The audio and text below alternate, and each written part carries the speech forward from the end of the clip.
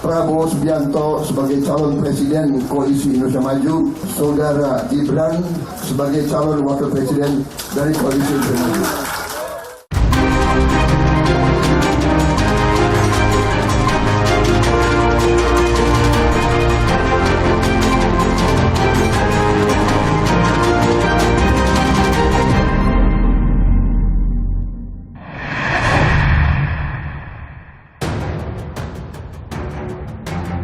Diusung jadi bacawa pres Prabowo, pengamat menilai langkah instan politik Gibran merusak kaderisasi partai.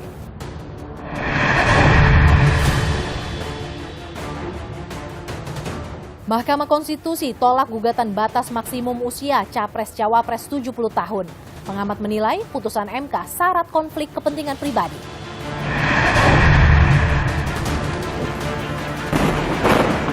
Perang Israel-Palestina kian panas pasca serangan bom Israel ke rumah sakit Al-Ali, Gaza.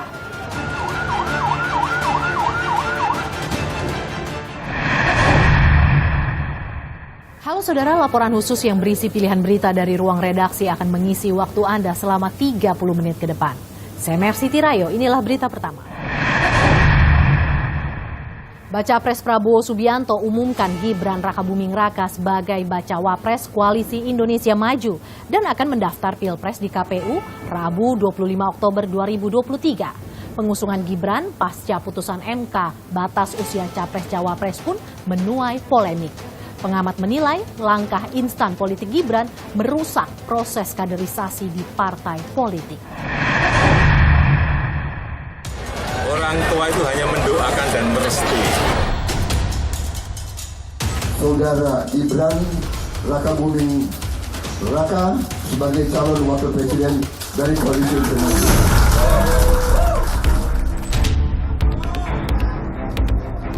Bagai gayung bersambut, usai Presiden Jokowi merestui langkah politik sang putra sulung Gibran Rakabuming Raka, Baca Pres Prabowo Subianto umumkan Gibran sebagai bacawa pres Koalisi Indonesia Maju. Prabowo dan Gibran akan mendaftar Rabu besok 25 Oktober 2023, hari terakhir pendaftaran di KPU. Prabowo Subianto sebagai calon presiden Koalisi Indonesia Maju untuk 2024-2029 dan Saudara Gibran Rakabuming Raka sebagai calon wakil presiden dari Koalisi Indonesia Maju. Dan pada tanggal 25 hari Rabu kita akan daftar di KPU. Pengusungan Gibran sebagai bacawa pres Prabowo pun jadi sorotan. Pasalnya, Gibran terdaftar sebagai kader PDI Perjuangan yang mengusung baca pres Ganjar Pranowo. Saya akan mengikuti mekanisme yang ada ya. Saya sudah berkomunikasi dengan Mbak Puan di Jumat malam kemarin, Mbak Puan dan Pak Arsyad. Sementara itu, adik ipar Gibran, Wali Kota Medan Bobi Nasution, berharap tak dilema sebab dirinya berstatus juru kampanye baca pres Ganjar Pranowo. Selamat pastinya dan mudah-mudahan lancar nanti sampai hari pemilihan. Mas Gibran kan sama Mas Prabowo, sementara Mas juga ditunjuk sebagai juru kampanyenya Pak Ganjar. Itu bagaimana? Iya, nggak dilema nanti Mas? Apa? Nggak dilema nanti. Mudah-mudahan nanti tidak dilema. Ada rencana nanti pindah partai Mas? Apa? Ada rencana pindah partai? Waduh, langsung pindah-pindah aja. Nanti. Pengumuman Gibran maju cawapres hanya berselang beberapa jam setelah Jokowi menyatakan restunya untuk Gibran di sela peringatan Hari Santri di Surabaya, Jawa Timur. Kayaknya cocok nggak Pak? Mas Gibran dengan Pak Prabowo. Semuanya cocok. Pak Anies dengan Pak Muhaimin cocok, Pak Ganjar dengan Pak Mahfud cocok, Pak Prabowo juga cocok. Keputusan semuanya karena sudah dewasa. Jangan terlalu mencampuri urusan. Orang tua itu hanya mendoakan dan merestui. Merespons Jokowi yang tidak secara tegas menyatakan dukungan ke Ganjar, meski sama-sama kader PDIP, Ketua DPP PDIP Puan Maharani memberikan apresiasi. Justru apa yang disampaikan beliau itulah betul-betul seorang negarawan, Presiden Republik Indonesia tidak boleh berpihak dalam kontestasi Pilpres yang akan datang karena berkeinginan agar jalannya pesta demokrasi tahun 2024 itu bisa berjalan dengan baik, lancar, adem, ayem, gembira, rakyat tidak tertekan, tidak deg-degan. Saya apresiasi apa yang disampaikan oleh Pak Jokowi.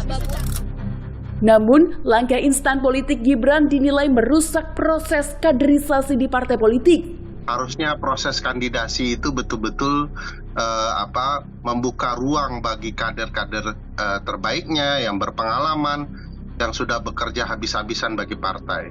Dalam catatan kita semua, Gibran itu kan pemain baru di partai ya, yang kemudian dia baru ditugaskan menjadi wali kota. Sulit untuk dipungkiri bahwa ini bagian dari jejak tangan Pak Presiden Jokowi untuk memuluskan sehingga fase-fase itu terlewati.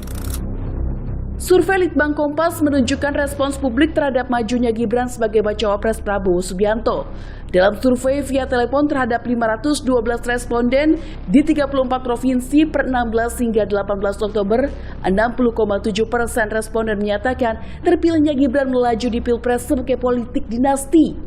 Sementara 24,7% menyatakan bukan bentuk politik dinasti dan 14,6% responden menyatakan tidak tahu. Survei dilakukan dengan tingkat kepercayaan 95%, margin of error penelitian lebih kurang 4,35% dalam kondisi penarikan sampel acak sederhana. Jalan Gibran ke arena Pilpres 2024 tak lepas dari sorotan putusan MK yang mengabulkan syarat cawapres pernah menjadi kepala daerah meski belum berusia 40 tahun. MK yang diketuai Anwar Usman, paman Gibran pun kini tengah menghadapi gugatan pelanggaran etik Hakim Konstitusi. Sebelum melabuhkan pilihan kepada Gibran, sederet nama politisi kondang sempat digadang-gadang jadi bacawa pres Prabowo. Sejumlah parpol yang tergabung di koalisi tergemuk pemilu 2024 ini sebelumnya punya calon masing-masing yang diusung sebagai bacawa pres Prabowo. Golkar sempat mendorong Ketua Umumnya Erlangga Hartarto sebelum mencoba menawarkan wakilnya Ridwan Kamil sebagai bacawa pres Prabowo. Meski tak menawarkan Ketua Umumnya Agus Harimurti Yudhoyono, Partai Demokrat yang terakhir bergabung pun sempat mengusulkan satu nama, Gubernur Jawa Timur Khofifah Indar Parawansa. Sementara Partai Amanat Nasional tegas dengan pilihannya, Menteri BUMN dan Ketua PSSI Erick Thohir untuk mendampingi Prabowo. Sehari sebelum deklarasi Prabowo Gibran, Erick bahkan mengunggah foto bersama Ketua Umum PAN Zulkifli Hasan dan baca pres Prabowo Subianto diiringi pantun yang bermakna sabar. Ketua Umum PKB Muhaimin Iskandar bahkan jadi nama potensial pertama sebagai bacawa pres Prabowo setelah membentuk Koalisi Kebangkitan Indonesia Raya tahun lalu. Di tengah jalan, Caimin terpilih sebagai bacawa pres Anies Baswedan yang diusung Nasdem, PKB, dan PKS dalam Koalisi Perubahan untuk Persatuan. Muhaimin dan pasangannya Anies Baswedan bahkan sudah mendaftar ke KPU pada hari pertama pendaftaran Capres-Cawapres dibuka 19 Oktober lalu. Disusul pasangan Ganjar Pranowo Mahfud MD yang mendaftar ke KPU di antara parpol pengusungnya PDI Perjuangan dan Partai Persatuan Pembangunan.